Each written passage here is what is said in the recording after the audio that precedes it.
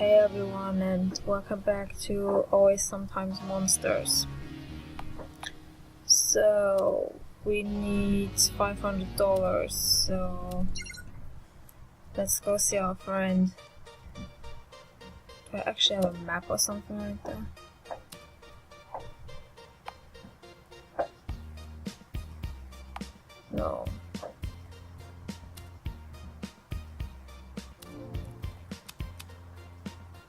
Okay.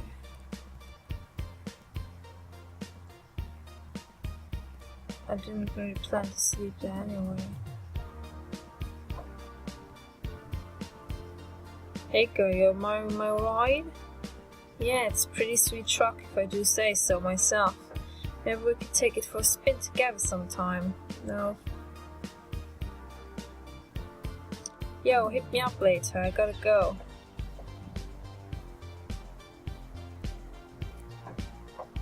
Hey, welcome to Dirty Don's popcorn stand, where I sell fresh popcorn and absolutely nothing else.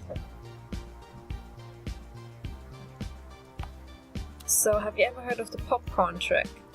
It's where you take a bag of popcorn and you cut a hole. Whoa, the popcorn trick. Let me stop you right there. Dirty Don invented the popcorn trick. In fact, it used to be called the Dirty Don maneuver. What happened? Why the name change? Man, it's a long story. Let's just say there was a year-long legal battle with the Dirty Sanchez guy, so I was forced to rename it to Popcorn Trick. Well, if you think about it, the name actually makes more sense now. I guess you're right. Thanks, kid. You made my day. I forgot where we have to go, actually.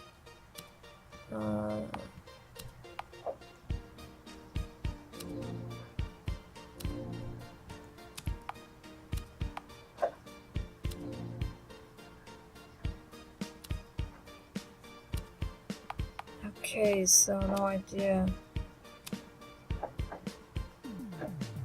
Hello, emo kid. They say that intelligent people get more depressed than those with less developed minds. By that measure, I must be a genius. Ho ho ho ho ho. This is the hottest club in town. I've been lined up all day long. I'm not moving for anything. I've had a lot of good memories here at the Phoenix. Darker should be waiting for me inside. Get to work. Whoa, lady. We ain't open yet. Excuse me? I said we're closed, woman. We're expecting a crew. Where's Darker? Look, I'm working here today. Is Darker around? You're the ditz that everyone's been waiting on then. Darker's in the main room, so I'd get my ass over there if I were you. I'll just stand here and watch you from behind. What the fucking dick are you, fucking sexist piece of shit? Can I hit you in the face? Have fun working while I sit here and flex my big 2010-inch pythons. What the fuck? Oh, okay, I don't go in there. Hello? And the dead rise. You're late too. Did Benny give you any trouble at the door? No, he let me right through. Some bouncer he is. How you been? You pumped for the show? I'm nervous. Really nervous. This is my first big show since I played with Viper, and I don't know how well it's going to go without her. I know what you mean. Not a day goes by where I don't wonder how different my life would be if she hadn't left so suddenly. Jesus, we're on this shit again. Look, Zoe left you, what, a year ago? It's time to move on, don't you think? You're right. It's just not that easy for me. I don't know if you've noticed, but life's been kind of shitty for me ever since she left. How long are you going to blame her for everything? Seriously, you've got to take some responsibility. Remember, she left you because of what you did. You know what? Fuck you. Not all of us are happy to get rid of our ex. Not all of us dated self-destructive junkies. Not cool, man. All I'm saying is that since I left Viper, I'm realizing how it's the choices we make that define us. Am I worried about the choices I've made? Totally. Am I terrified that my music's been shit since I quit? Sure. At least I made a choice, man. You'll be fine. You'll be fine. Everyone's really proud of you for getting off that stuff. Not everyone, man. Seems like my fans prefer when my sound's all fucked up. Part of me thinks they're right. That's nonsense. Everyone's just scared of change. Your manager makes a lot of money from you. I'm sure you sound fine. I appreciate it, but you haven't heard me since I kicked the stuff. I'm just nervous is all. Kinda wish I had something to calm my nerves. Oh well, my burden to bear. Here's the layout for the equipment. Try to follow it exactly. I've got enough to worry about tonight.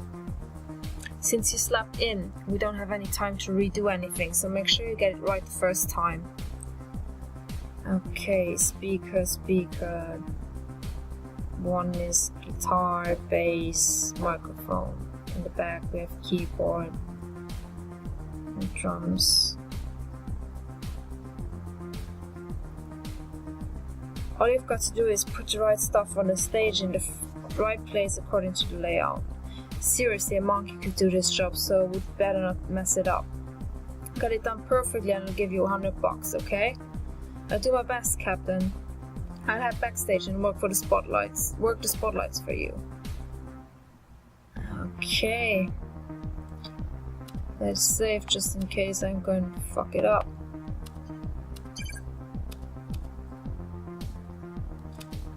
What's this? You picked up the drums. So let's do that first then. Drums. Yes. Can we build it? Yes, we can. Bob the Builder. Yeah, picked up the guitar. I don't know, really. The guitar should be this. It looked like it. Yes. This better be a damn good show. Bass. I'm worried that I mixed them up, the bass and the guitar. I hope I put that together right. Oh no, don't say it like that. Is it wrong already? Hey, Alice. Come give me a hug. Viper, what are you doing here? I thought you and Darkhoof split. You sure he's cool if you're hanging around here before his show?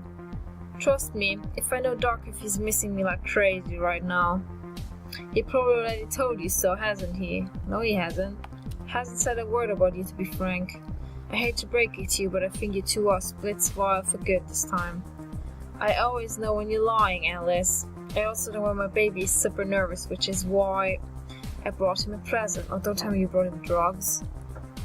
It's a baggie of heroin. Are you crazy? Are you out of your goddamn mind?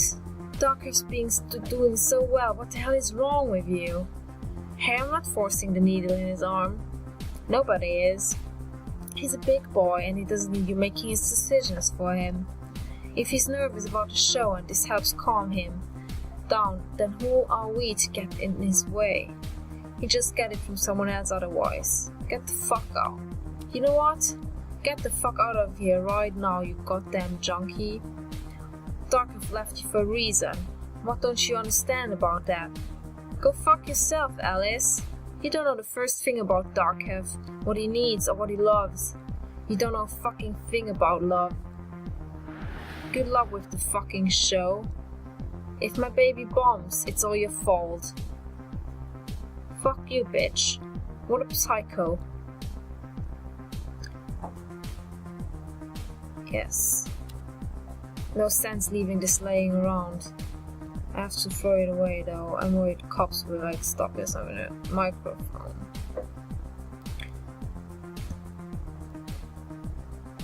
Yes. Connect cable A to... Wait, that's not right. The keyboards. I hope I did it right. Yes. I'm working up a sweat here. Well, that's about as good as it's going to get, I guess. Please be right. Well, how'd it go? Take a look for yourself. Oh no, it's wrong. Don't tell me it's wrong. Damn fine work, yes. It's so rare that I get to walk on stage with everything just the way I like it. Seriously, kudos to you. Here's the $100 I promised you. You earn every penny of it. Darkhef gave you $100. Thanks, man. Anything to help with the show. I can always count on you. Benny said Viper swung by earlier. Did you talk to her at all?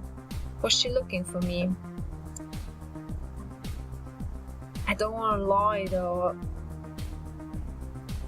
Yeah, she did stop by. Really? She didn't leave anything here, did she? Actually, no, she just left.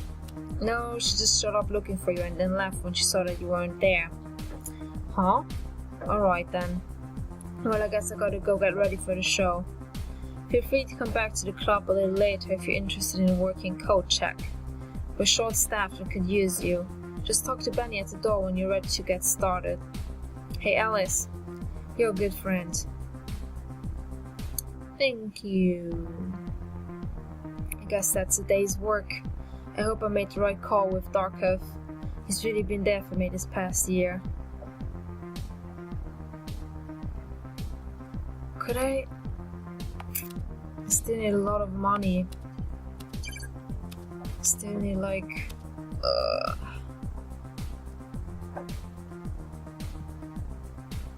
I will talk to you later. What a strange night. I still can't believe Viper showed up like that. Maybe I should stick around for the content help with the code check. Then again, Miss Tyler did ask for my help. Suppose seeing what she needed would be more fun even if I'm more than a little late.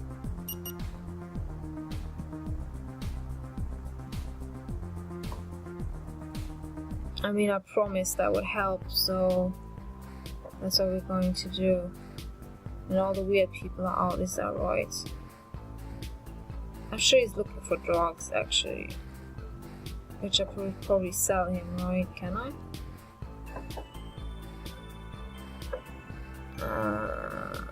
Okay. Just go home.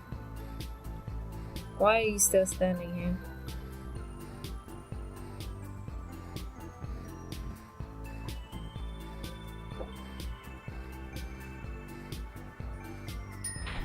I don't know where your room was. I wonder if Miss Taz needs my help cleaning up part. I'm not too late to lend a hand. Then again, Doc, if they mentioned I could wear a coat. Check again, I could use the money. Knock door. Who could that be? Hello, who's there? It's me, Alice. Oh, come right in. Hey, Mrs. Tewilager, I'm here to help clean up. Oh, you're a little late for that, Alice. It's alright though, I managed to get it all done myself. Still, I'm very glad you came, you're such a good kid. Shit. Well then, I guess you don't need me then. I was just about to sit down to dinner, would you care to join me? I was thinking of going to work coat check down at the club. I'm pretty hungry though. I don't want to be rude. So what's for dinner? It's a fresh lamb stew. You're going to love it. Come and have a seat. We wouldn't want it getting cold. Sounds great. You won't believe how hungry I am. She's fucking fast. Well, there's plenty to eat, so don't you worry about it if you want seconds.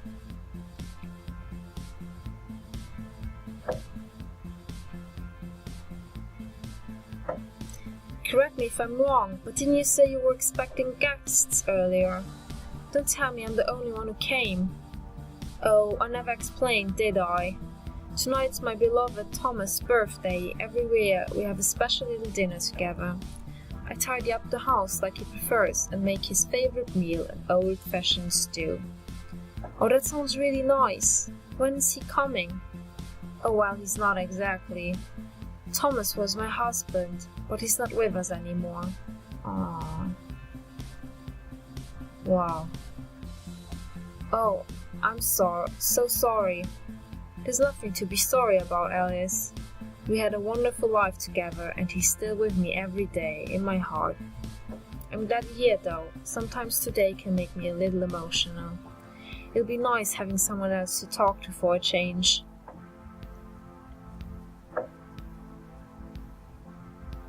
Salad? Hush, it's good for your digestion. You'll get your stew afterwards. Appetizer. I'm so glad you decided to join me. It's nice to have you young company for a change. Oh, it's no trouble at all. It's my pleasure, really. I appreciate the kindness, Alice. It can be kind of lonely living alone these days.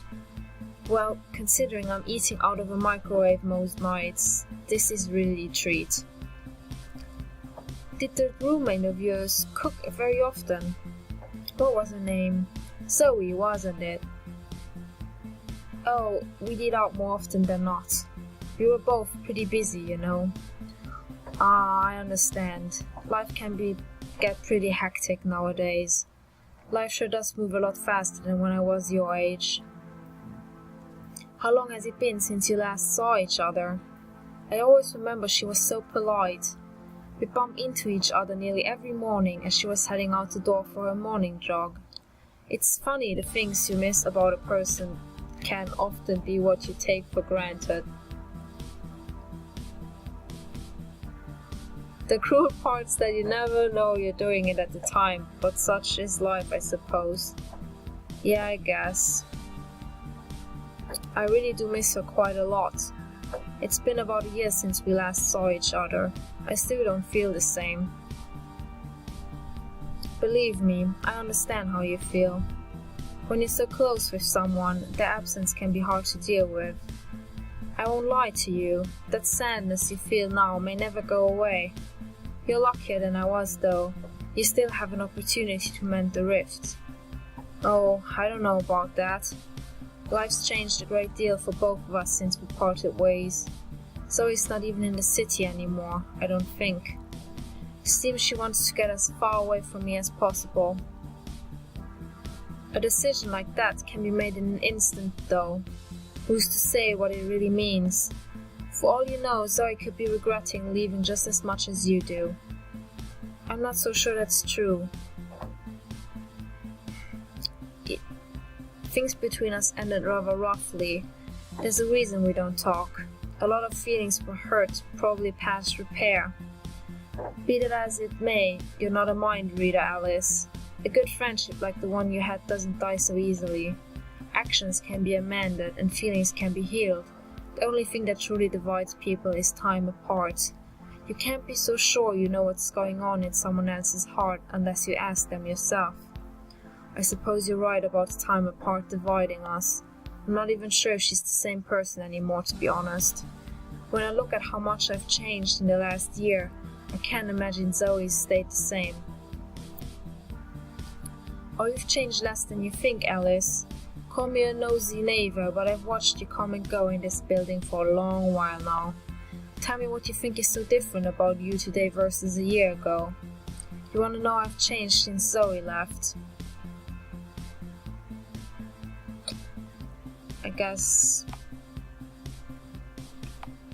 her work. I guess the thing that's changed most is my work. I've made a lot of progress on my book. I mean, it's really starting to feel complete. Oh, I had no idea you were nearly done. Do you have a release date decided yet?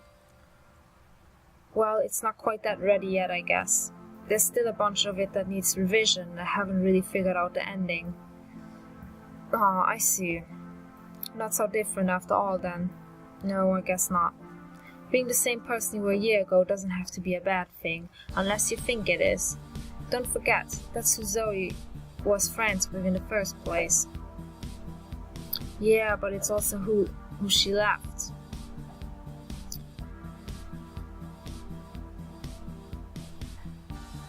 So, how are you enjoying the stew? It's really quite good. What's the meat in this? That's fresh lamb. I got it from the butcher this morning. Feel free to have as much as you want. I got used to making rather large pots of it. Every time I'd make it, my Thomas would eat at least 4 bowls just by himself. There were never any leftovers back in those days, I'm afraid. He sounds like quite a character. Do you mind me asking how you and Thomas met? It's a funny story, actually. It happened the summer after I finished high school. He was working at the garage near my house, and my father hired him to fix our old jalopy. Ooh. I wasn't working at the time, so when my father asked me to pick up the car for him, I had no choice. I didn't even have a license at that time, so I was terrified the whole day imagining myself getting it home. But that certainly sounds safe. How'd you get away with driving illegally like that? It was a different time back then. We didn't worry about little things like that. I was scared, but that wasn't going to stop me. I hated disappointing my father. So I showed up to the shop, scared out of my wits, and there he was, covered in grease and sweat. A real man's man, if you know what I mean.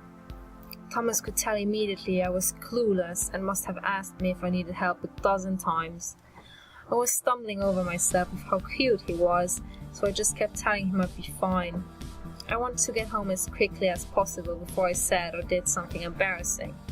I was so distracted thinking about him that I crashed straight into a stop sign barely 20 feet away.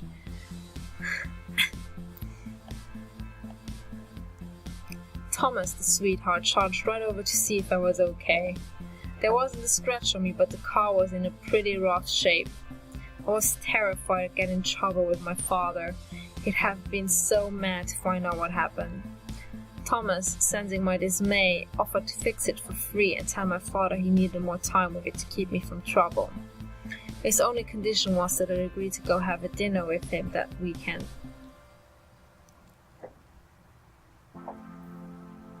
Of course I said yes, and the rest is history. Love's funny like that, isn't it? Was it the accident that drew us together, or was it our attraction that caused the accident? Sometimes I think these things are just meant to happen, you know? It sounds like you two were made for each other. So what was your life with Thomas like? Well, it wasn't perfect, but they were by far the best years of my life. I'd trade all the ones I've got left for just one more lazy summer afternoon with him.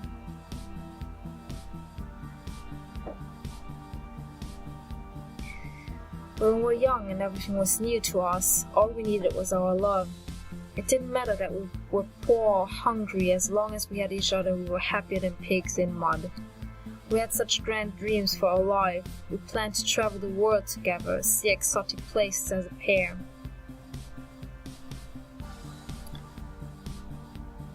Eventually, though, the bills started piling up, and so Thomas started working longer hours to make ends meet. There were times when he'd have debt collectors knocking our door, and I wasn't sure we'd make it.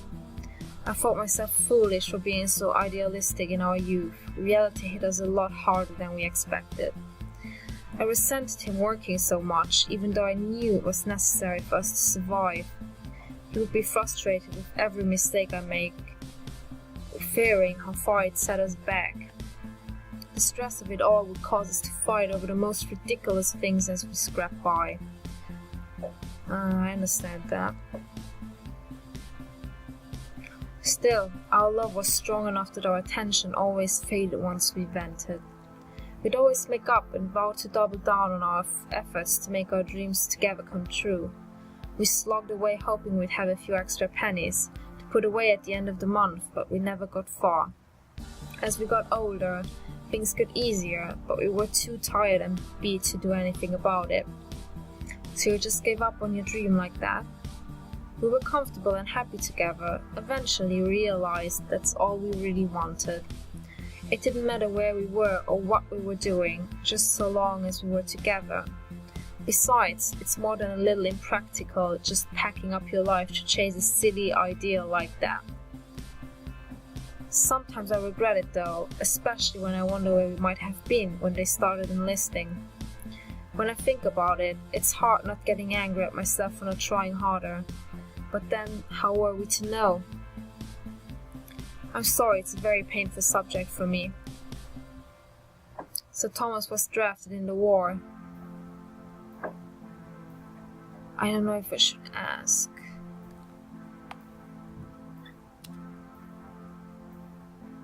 I mean, I just love ice cream, don't you? You don't hear me complaining? I've had a really nice time this evening. I'm very happy you decided to come by. Oh, it's no trouble at all. I'm glad I came too. Still, I want to thank you for spending your time with me tonight, so I have something for you. What's this? These are my husband's baseball cards. He used to collect them when he was a boy.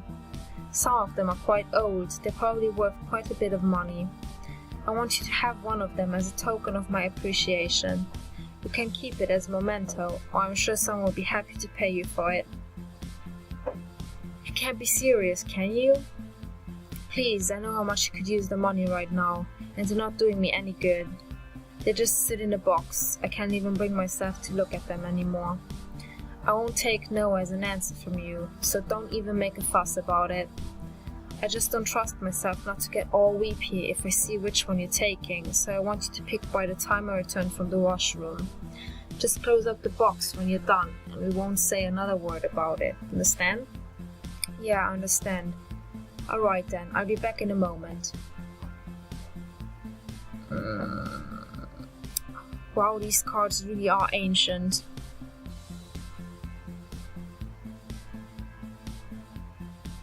I bet they'd worth a small fortune to the right collector.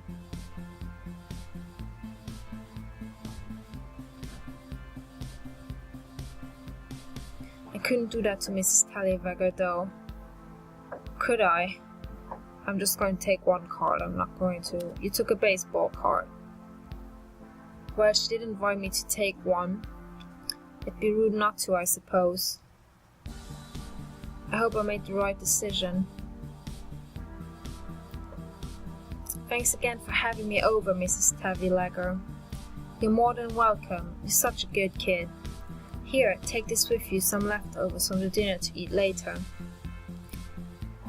A young person like you needs to eat. Well, it won't pay my bills, but it's better than eating junk food. Thank you very much. You take care of yourself and have a good night. It's getting late, so I'm off to bed. Alright then, good night.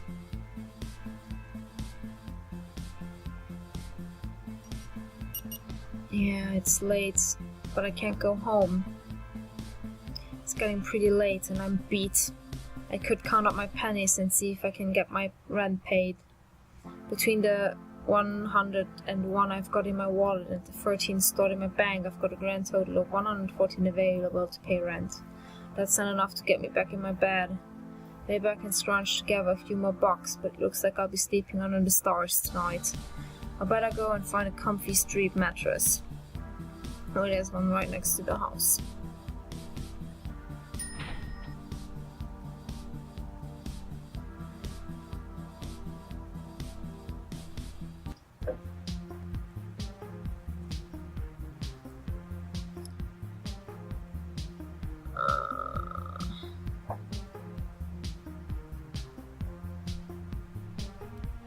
Hold on.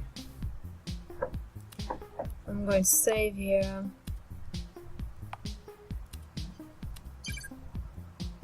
And go to sleep.